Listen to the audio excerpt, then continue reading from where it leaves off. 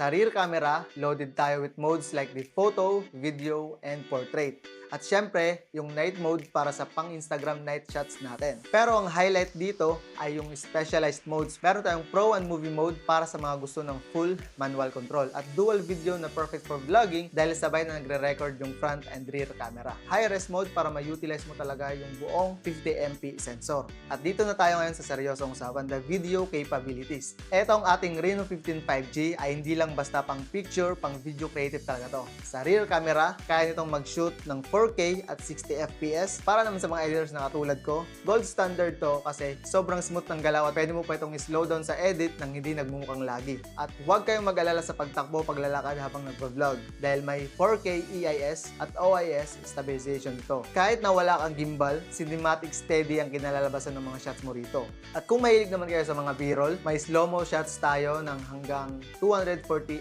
FPS. Perfect yan para sa mga cinematic shots.